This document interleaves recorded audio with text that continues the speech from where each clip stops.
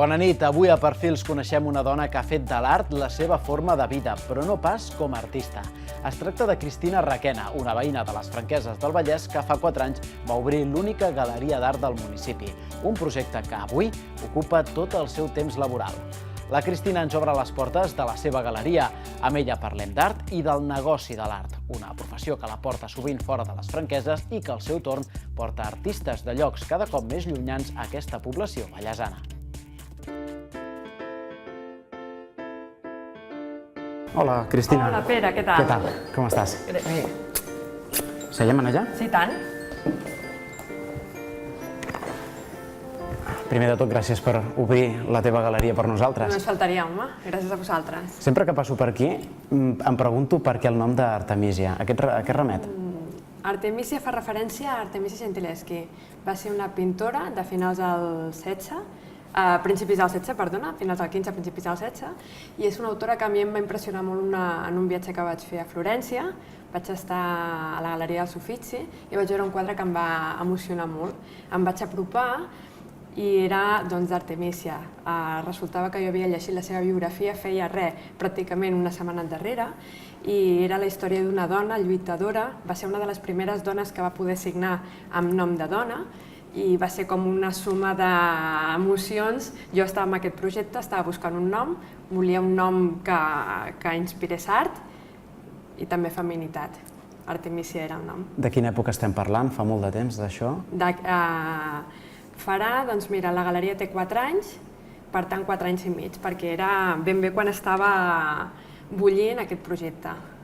La galeria és, per tant, molt jove, però el teu interès per al món de l'art, quan comença? És que no et podria dir una data exacta, perquè jo tinc una mare que pinta, que té moltes inquietuds culturals, i des de sempre la meva mare m'ha portat a veure museus, m'ha portat a veure galeries, m'ha inspirat a l'amor per la pintura, per la fotografia, i per tant és una cosa que jo he viscut molt a casa. A mesura que vaig anar fent-me gran, vaig anar buscant les meves pròpies inquietuds, i jo vaig declinar-me per la fotografia, que va ser el que vaig estudiar. I a partir d'aquí jo tenia ganes de tirar endavant un projecte personal, i era buscar quina era la suma més adequada entre el que a mi m'interessava i el que podia arribar a fer professionalment parlant. I la cultura semblava que era el camí idoni. De fet, moltes persones que tenen aquesta afició per l'art l'acaben abocant, com tu dius, per la fotografia, per la pintura, per l'escultura. Conec a tu i poques persones més, podria comptar-les amb els dits d'una mà, que a més desemboquen en una galeria. No sé si és un pas més enllà del fet artístic en si mateix, si és com a desviar-se del camí, què seria? Mira, la meva trajectòria com a fotografia, per dir-ho d'alguna manera, és més vocacional i de hobby que professional. Jo vinc del sector del món del dret i el que jo sé fer professionalment parlant és gestió, que és el que a mi m'agrada, la cultura. Per tant, la galeria d'art era la resposta perfecta a sumar dues inquietuds, una professional i l'altra més d'interès personal. I d'aquí que acabi amb una galeria, i de fet et diria que molts galeristes venim del món del dret, per alguna raó serà. Del món del dret, quina curiositat. Sí. Et va costar fer aquest canvi d'abandonar una carrera que teòricament està molt ben considerada per endinsar-te en un món, el de les galeries, que a priori no és precisament un dels més fàcils? No, fàcil en absolut. Va ser una cosa molt progressiva, no va ser immediata. No vaig deixar una professió i em vaig a ficar de cap amb l'altra. De mica en mica jo vaig anar deixant una sèrie de tasques per anar-me incorporant en el món de la docència, en el món de l'assessionisme, on podia muntar algunes exposicions, i mica en mica vaig anar fent la translació. De fet, durant algun temps vaig compaginar les dues activitats. Actualment ja estic dedicada full time aquí a la galeria, però sí que ha sigut una cosa que m'ha demanat un temps de translació, perquè no és fàcil fer-ho de manera immediata, deixar un món professional per dedicar-te a un altre tan absolutament diferent. Com és gestionar una galeria? Sincerament, no m'ho imagino, perquè una botiga té els seus productes, els ven a uns clients i fa uns diners. Però una galeria exactament com funciona? Com es guanya la vida? Una galeria, mira, no hi ha una única fórmula. Hi ha tants models de galeries com galeries hi ha al món, perquè no hi ha des d'un punt de vista legislatiu, per dir-te d'alguna manera, no hi ha un conveni que resolgui com funciona una galeria. És un producte de gestió. A partir d'aquí sí que hi ha un producte, parlant a nivell empresarial, hi ha un client i hi ha una gestió entremig.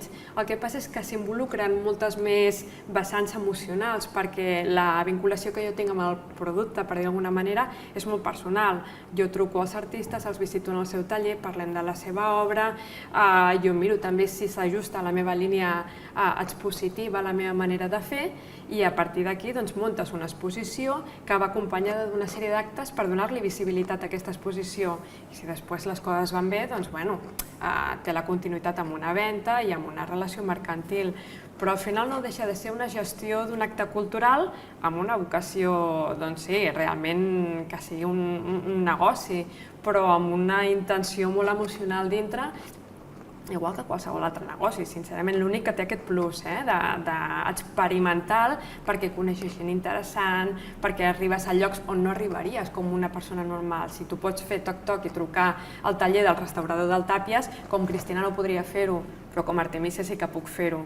Per tant, té aquest plus interessantíssim que una altra professió no m'ha donat, però al final és un negoci com tots, clar. M'expliques que visites els artistes. Els busques tu o et busquen? Mira, al principi els buscava, ara ja em comencen a buscar a mi, que ja és interessant, però jo continuo buscant. És a dir, per mi la recerca activa d'artistes que s'ajustin a la meva línia de treball i al meu gust personal és imprescindible, imperatiu. I no només els busco i els truco, sinó que, i és una cosa menys habitual avui dia, jo vaig sempre al taller dels artistes, perquè m'agrada que m'expliquin la seva obra en el seu àmbit natural, per dir d'alguna manera. Ells estan molt més còmodes i a mi em permet veure l'obra d'una manera molt més autèntica que no si miro fotografies per una web o ells m'envien un parell de mostres exclusivament. Això és un esforç afegit. Poses fronteres a l'hora d'anar en aquests tallers? Les fronteres són bàsicament fins a on jo em puc permetre arribar. Però no m'he posat fronteres. És apassionant, també intento, jo sé fins a on puc arribar, què em puc permetre, com puc combinar les activitats perquè tot em surti, però sí, és un esforç, però per mi l'activitat de la galeria té, per una banda, la vessant professional, que és imperativa i sense ella no pot funcionar aquest projecte, però té una altra vessant que per mi és tan important com la econòmica, que és la de creixement personal, que em permet conèixer gent interessant, que em permet viatjar, és a dir, que jo m'agafi un bitllet d'avió per anar a Londres, anar i tornar en un dia, ho he fet. Com a Cristina potser no ho hagués fet, però com que tinc la galeria m'ho permeto i em permet viure unes experiències que d'una altra manera potser jo no viuria. Estàs a les Franqueses, que Artemisia està a les Franqueses. Em consta que ets l'única galerista que hi ha en el municipi. A Granollers, la ciutat que està a tocar, sí que n'hi ha diverses. Per què decideixes aquí a les Franqueses? Mira, jo soc filla d'aquest municipi. Aquest projecte va néixer d'una manera molt més petita del que és ara. Jo disposava d'aquest espai amb unes condicions que a mi em funcionaven molt bé i vaig apostar per intentar-ho. Un cop he començat a veure que les coses van bé i que em puc dedicar a temps complet, va haver un primer pensament de dir, em canvio de lloc, però és que a mi m'agrada estar aquí, em sento còmoda i m'he acabat adonant que la gent ja em ve a buscar a les Franqueses. Per tant, mentre jo pugui oferir el producte des de casa meva, em sembla el lloc perfecte. El dia que a mi se'm quedi petit o llunyà, doncs faré un pas endavant. Però de moment no s'ha donat el cas. De fet, el meu públic, malauradament, però és així, no és del meu municipi, és de fora i no està suposant de moment cap inconvenient. Per tant, jo faig poble, crec en aquest projecte, m'agrada les Franqueses, doncs continuo aquí. Me l'ensenyes, la galeria? Faltaria.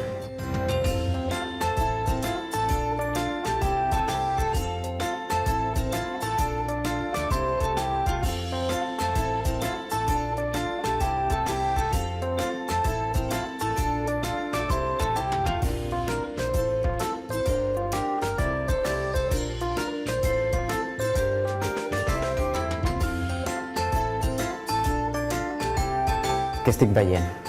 Estàs veient un quadre d'Eugènia Bernat, és una artista de Huesca. Ella té una història molt curiosa perquè aquesta exposició es diu En Cretoner. I és perquè, si t'hi fixes, aquests quadres tenen una textura especial i és perquè ella no pinta sobre teles normals, pinta sobre teles de cretoner. Hi ha com un relleu. Sí, perquè el cretonè són teles de cotó que tenen flors estampades de colors. I el que fa és tractar aquestes teles i a sobre hi fica tot el seu món de mitologia, de plans, de geometries, i aquesta és una miqueta l'acudit d'aquesta exposició. És un artista que té una trajectòria formativa acadèmica molt densa, ha fet una tesi doctoral sobre el món del barroc, sobre Zurbarán, i tot això d'alguna manera desemboca en aquesta exposició que estrenem el proper divendres, precisament. I sempre és igual? Sempre hi ha un sol artista a la galeria? Normalment fem individuals, treballem habitualment entre 7 i 8 individuals a l'any i una col·lectiva habitualment a final d'any. La proposta és treballar al màxim els nostres artistes per facilitar la seva promoció, treballar-los molt bé, que la gent pugui percebre exactament el que volem oferir en cada ocasió. A les col·lectives es perd aquesta sensació de proximitat amb l'artista perquè has de treballar amb molts artistes. I la nostra vocació és treballar amb i pels artistes. Explica'm per això com aconsegueixes que una persona creui la porta, sobretot una persona que habitualment no trepitjaria una galeria. No és un lloc habitual que les famílies visitin. És molt difícil. Malauradament no és una cosa que tinguem incorporada en el nostre tarannà. Tu vas a altres països europeus i és habitual el diumenge anar a veure galeries. Aquí no passa.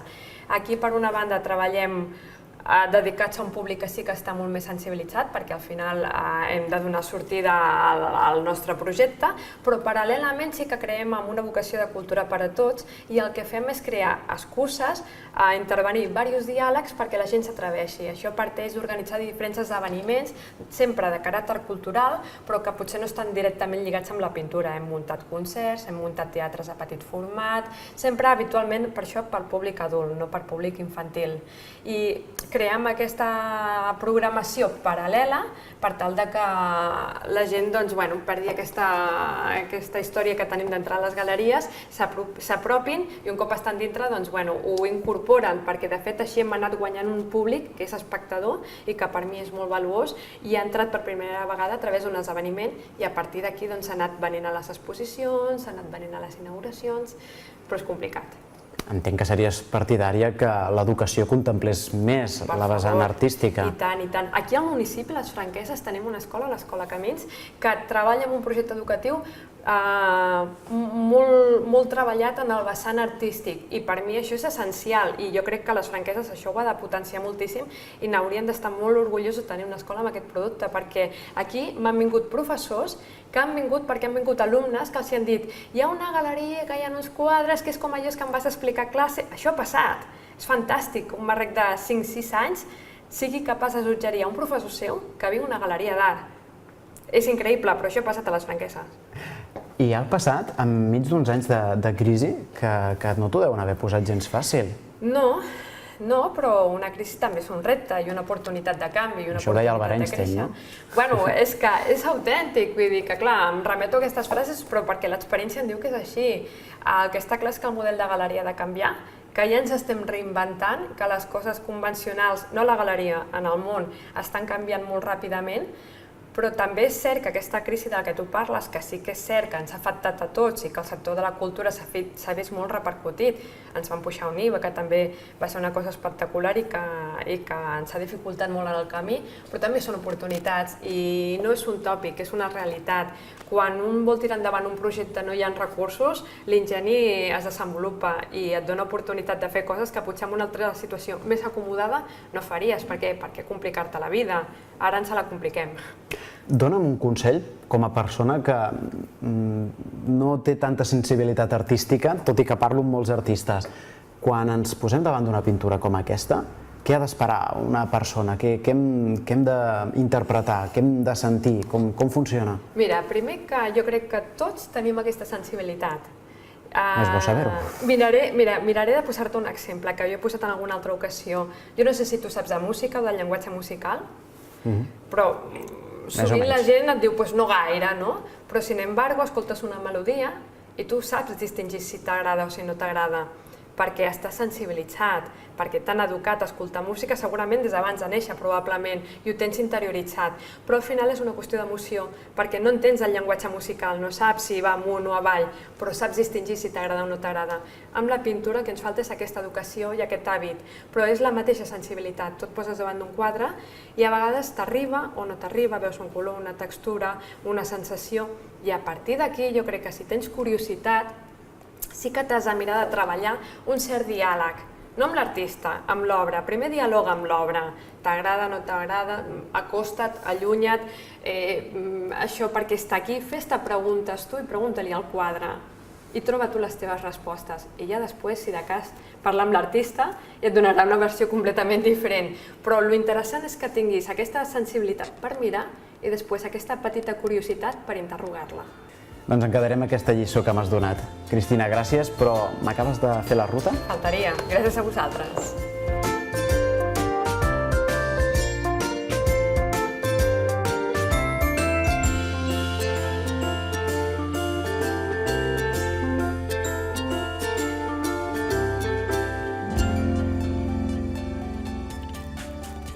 I fins aquí aquest Perfils. La setmana vinent, dimarts, a 2:15 del vespre, tornem amb un nou protagonista. Gràcies i fins llavors. Que vagi bé.